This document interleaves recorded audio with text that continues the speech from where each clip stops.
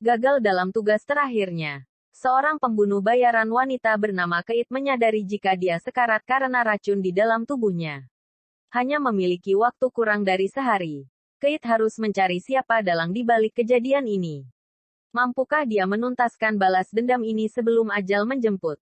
Kate adalah original film Netflix bergenre action thriller yang dibintangi oleh Mary Elizabeth Winstead sebagai pemeran utama. Dirilis pada tanggal 10 September tahun 2021. Karya sutradara asal Prancis Cedric Nicolas Troyan ini juga dibintangi oleh Woody Harrelson dan Tadanobu Asano sebagai pemeran pendukung, serta memperkenalkan aktris muda Miku Patricia Martineau. Akankah film yang menjanjikan adegan action yang seru ini mampu memacu adrenalin kita? Simak review berikut dari film yang mengambil lokasi syuting di Jepang ini. Kate ditugaskan untuk membunuh seorang anggota Yakuza di Osaka. Saat hendak melakukan aksinya, dia ragu karena adanya anak dari sang target. Karena desakan Farik, mentornya, Kate melakukannya juga dan membuat anak anggota Yakuza itu menangis sejadi-jadinya. 10 bulan kemudian, Kate memutuskan untuk pensiun dari pekerjaannya sebagai efek dari tugasnya di Osaka lalu yang masih membayangi benaknya. Kate ingin menjalani kehidupan normal yang selama ini belum pernah dia miliki. Karena sedari kecil sejak orang tuanya tewas terbunuh, dia diasuh oleh Farik dan dilatih menjadi pembunuh bayaran. Saat di bar, Kate bertemu dengan seorang pria yang kemudian diajaknya menginap. Saat tugas terakhir masuk, Kate segera pergi. Sudah siap di posisi menembak. Kate merasa kepalanya pusing dan tidak fokus sehingga bidikannya meleset. Kate berusaha mengejar target, tapi tetap gagal. Kate muntah di gang, lalu mencuri mobil yang kemudian berada dalam kejaran polisi. Lalu, Kate kecelakaan, tersadar di rumah sakit. Kate diberitahu oleh dokter jika ada racun mematikan di dalam tubuhnya yang membuatnya hanya memiliki waktu hidup kurang dari 24 jam. Kate kabur dari rumah sakit dengan membawa beberapa obat suntik. Kate bertemu dengan pria asing yang meracuninya. Ternyata dia melakukannya di bawah ancaman Yakuza. Kate kemudian mendatangi markas Yakuza demi mencari bos mereka, Kijima. Kate membunuh semua petinggi Yakuza demi mendapat informasi keberadaan Kijima. Karena tidak ada dari mereka yang tahu keberadaan sang ketua. Hingga salah satu anak buah yang ketakutan memberitahu Kate tentang Ani, keponakan Kijima. Kate mencari Ani di klub tempat anak-anak muda berkumpul dan berhasil menculiknya. Kate memaksa Ani untuk menghubungi tangan kanan Kijima, Renji, dan menebar ancaman. Renji mengirim beberapa anak buahnya untuk menangani ancaman Kate yang berada dalam kondisi kritis dan harus sejam sekali disuntik. Ani sedikit iba melihat kondisi penculiknya ini.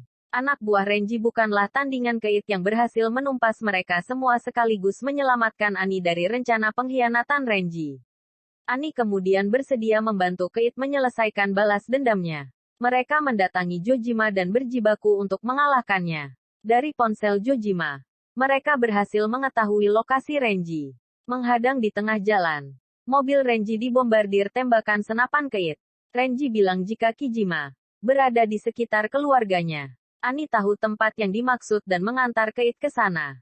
Sesampainya di rumah keluarga Kijima, Kate menyuruh Ani menunggu di luar. Kate bertemu dengan Kijima yang membuka semua pengkhianatan di dalam keluarganya juga di organisasi tempat Kate bernaung. Kate melepas tembakan dan keluar dari rumah. Dia mendapati Ani sedang didekati oleh Farik yang memberitahunya bahwa Kate adalah orang yang menembak mati ayahnya. Ani marah dan menembak Kate setelah mereka pergi. Kate dibantu oleh Kijima yang ternyata tidak dibunuhnya. Mereka bergerak menuju markas Renji bersama pasukan setia Kijima. Terjadi baku tembak seru di antara keluarga Yakuza. Kijima berhasil membunuh Renji dalam adu samurai. Kate semakin kritis tetapi memaksakan diri untuk mengejar Farik yang menjadikan Ani sandera. Setelah bertatap muka, KTC dan Farik saling menembak yang mengantarkan Farik tewas di kursi. Sementara Kate dipapah oleh Ani menuju teras di atap dan tewas di sana. Premis film Kate ini langsung mengingatkan pada salah satu film Jason Statham yang seru, Crank, 2006, di mana tokoh utamanya diracun dan harus menemukan siapa yang meracuninya sekaligus mencari penawarnya sebelum efek racun itu menggerogoti tubuhnya. Bedanya, jika Crank terkesan lebih bernuansa komedi, maka Kate terkesan lebih kelam dan serius. Semua elemen cerita yang naskahnya ditulis oleh Umair Elim ini sudah pernah ditampilkan di dalam film-film action serupa sebelumnya sehingga alurnya mudah ditebak. Keinginan pembunuh bayaran yang ingin pensiun lalu dihabisi oleh kelompoknya sendiri mengingatkan kita akan film Kill Bill, 2003.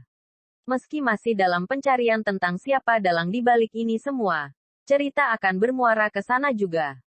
Selain ide cerita yang sama, film berdurasi 1 jam 46 menit ini juga meminjam kekerasan adegan action Kill Bill yang keras dan penuh darah. Karakter Keith di sini memang nothing tulus. Dia sudah tidak memiliki apa-apa dalam hidupnya, sehingga melakukan penyerangan secara gungho tidaklah menakutkan baginya. Apalagi dia sudah berpengalaman selama 12 tahun menjadi pembunuh bayaran. Sehingga sepanjang film, kita disuguhkan dengan aksinya yang tidak mengenal lelah. Hanya beberapa kali terhenti untuk menyuntikkan obat ke tubuhnya. Adegan baku hantam dengan menembakkan pistol dari jarak dekat mengingatkan kita akan film John Wick, 2014, senada dengan nuansa kelam yang diusungnya. Hanya saja terlihat beberapa kali gerakan Mary Elizabeth Winstead kurang gesit. Keseruan adegan kelahi di film ini terbantu dengan gerak kamera yang dinamis dan kelihayan lawan tarung yang kemungkinan besar adalah para stuntman berpengalaman. Semburan darah, tulang yang patah, dan bagian tubuh lain yang terluka adalah menu utama film yang syutingnya telah selesai sejak bulan November tahun 2019 ini. Salah satu aspek positif dari film ini adalah akting penuh totalitas dari Mary Elizabeth Winstead. Selain sinematografi yang menampilkan Tokyo layaknya setting dalam video game bertema futuristik.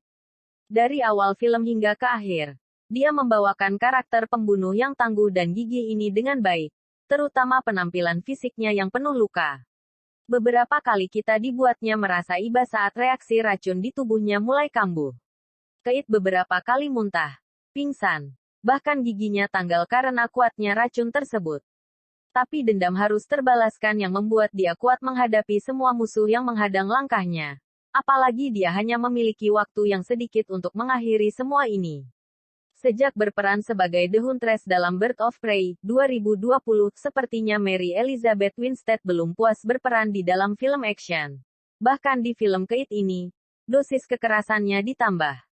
Tetapi kekuatan akting aktris cantik ini bukan berasal dari kemampuan berkelahinya. Justru pergolakan emosi karakternya yang bisa diterjemahkan olehnya dengan baik. Kita bisa melihat dan merasakan betapa kesalnya dia ketika mengetahui ada racun mematikan yang tidak ada obatnya di dalam tubuhnya. Ditambah lagi dia harus mencari dalang di balik ini semua. Ditambah lagi begitu dia tahu bahwa dia dikhianati oleh mentornya sendiri. Semua level emosi ini dibawakan dengan baik olehnya. Keith memang tidak akan menjadi salah satu film action terbaik. Meski memiliki banyak adegan action yang keras. Tapi paling tidak film ini memiliki Mary Elizabeth Winstead yang penampilannya menjadi penyelamat utama film dengan cerita yang basi ini. Langsung memuncaki trending di minggu pertama perilisannya. Membuat film ini cukup layak ditonton. Siap beraksi. There is no time for mercy. Terima kasih sudah menonton.